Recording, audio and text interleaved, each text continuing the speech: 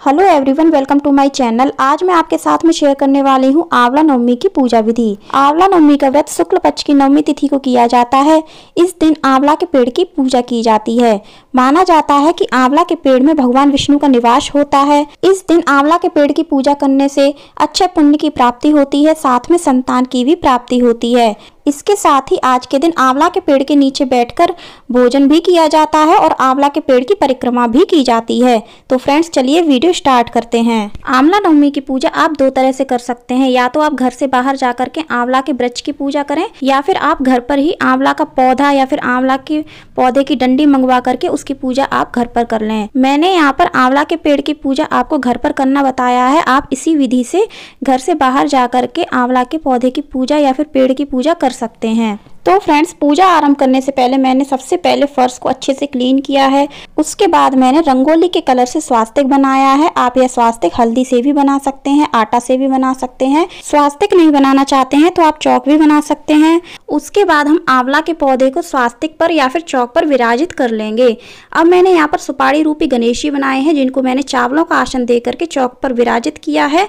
उनकी हम पूजा करेंगे। भगवान गणेश जी की पूजा मैंने यहाँ पर रोली से, पीले चंदन से और अच्छे से की है। अब आंवला नवमी की पूजा में 108 बाती का देशी घी का दीपक बनाया जाता है, जिसको हम अनाज या फिर फूलों का आसन दे करके आंवला के वृक्ष के नीचे प्रज्वलित करेंगे। फ्रेंड्स, आंवला नवमी की पूजा में 108 बाती का देशी घी का दीपक विशेष रूप से जलाया जाता है। अगर आप नहीं बना पाते हैं तो आप सिंपल दीपक बना करके भी, यानी एक बाती का दीपक जला करके भी पूजा कर सकते हैं। इसके बाद हम भगवान गणेश जी को वस्त्र के रूप में कलावा अर्पित करेंगे, हल्दी की गांठ और सुपारी अर्पित करेंगे। साथ में हम भगवान गणपति को धूप भी दिखाएंगे। आप चाहें तो भगवान गणपति को धूप घास भी अर्पित कर सकते हैं। इसके बाद हम दीपक का पूजन करेंगे। दीपक का पूजन हम हल्दी से, कुमकुम से और अच्छत से करेंगे। इसके बाद आंवला के पेड़ की पूजा की जाती है। आंवला के पेड़ के लिए हम जल तैयार करेंगे। जल में हम हल्दी डालेंगे, अच्छत डालेंगे। इसके साथ हम थोड़ी सी रोली डालेंगे। आप मीठा करने के लिए बतासा भी डाल सकते हैं और आप इसमें कच्चा दूध भी डाल सकते हैं। आज के दिन आंवला के पेड़ को कच्चा दूध भी अर्पित किया जाता है। जल अर्पित करने के बाद हम आंवला के पेड़ की पूजा करेंगे। आंवला के पेड़ की पूजा हल्दी से, कुमकुम से और अच्छत से की जाती है। साथ में हम आंवला के पेड़ को वस्त्र के रूप में कलावा भी अर्पित करेंगे।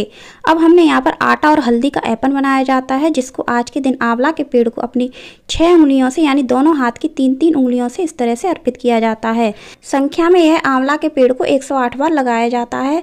आप चाहें तो 8 बार भी लगा सकते हैं। फ्रेंड्स, जब हम दोनों हाथ की 3-3 उंगलियों से यह ऐपन आंवला के पेड़ को लगाते हैं तो एक बार में यह 6 बार लग जाता है। इस प्रकार जब हम दोनों हाथ की 3-3 उंगलियों से यह ऐपन 18 बार अर्पित करेंगे तो यह ऐपन आंवला के पेड़ को 108 बार लग जाएगा। उसके बाद हम यहाँ पर माता लक्ष्मी की पूजा करेंगे। माता लक्ष्मी की पूजा भगवान विष्णु के साथ किसी भी पूजा में की जाती है, तो हम आंवला के पेड़ में ही माता लक्ष्मी का निवास मान करके उनकी पूजा करेंगे। माता लक्ष्मी की पूजा हम कुमकुम से और अच्छत से करेंगे। इसके बाद हम उनको वस्त्र के रूप में कलावा अर्पित करेंगे। साथ में हम माता लक्ष्मी को सिंदूर दान भी करेंगे। माता लक्ष्मी को सिंदूर आप 5 बार या फिर 7 बार अर्पित कर सकते हैं। उसके बाद आज के दिन आंवला के पेड़ को खील बताशे का भोग लगाया जाता है, साथ में उनको अर्पित भी किया जाता है।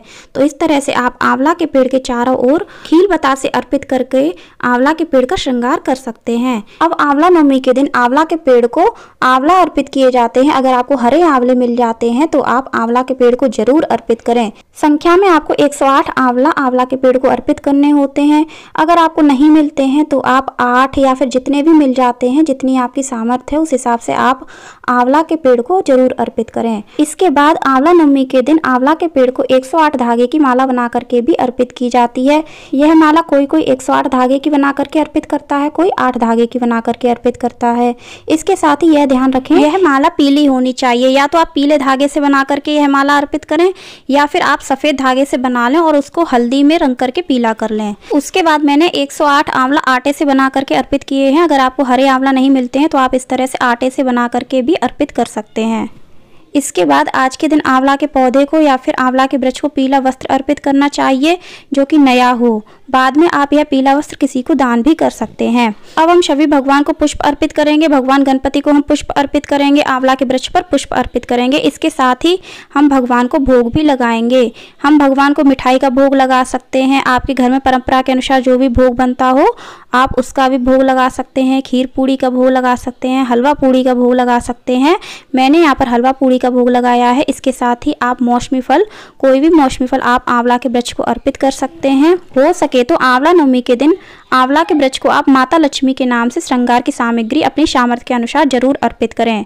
अब हम आंवला के वृक्ष की फेरी लगाएंगे। अगर आप घर पे कर रहे हैं तो आप इस तरह से बैठ करके भी फेरी लगा सकते हैं। यह फेरी 108 या फिर 8 फेरी लगाई जाती हैं। इसके साथ ही यह फेरी किसी खाने पीने की चीज़ से या फिर किसी वस्तु से लगाई जाती हैं। मैंने यहाँ पर बादाम से फेरी लगाई है।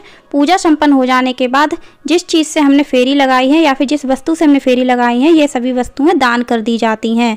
फ्रेंड्स, अगर आप घर से बाहर जाकर के पूजा करते हैं तो आप आंवला के पौधे के चारों ओर घूम करके ही फेरी लगाएं। अब इसके बाद हमारी पूजा में जो भी कमी रह गई हो उसके लिए हम आंवला के वृक्ष पर दक्षिणा अर्पित कर देंगे।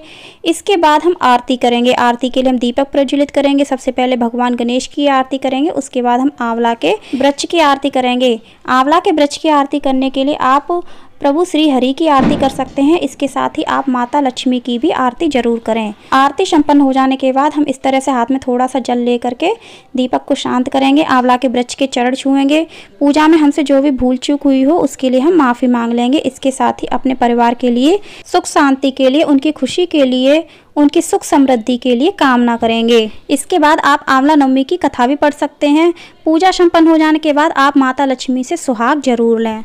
तो फ्रेंड्स, आपको हमारी ये वीडियो कैसी लगी कमेंट करके ज़रूर बताना। वीडियो पसंद आई हो तो लाइक करना, शेयर करना, हमारे चैनल को सब्सक्राइब करना, बेल आइकन को प्रेस करना। धन्यवाद।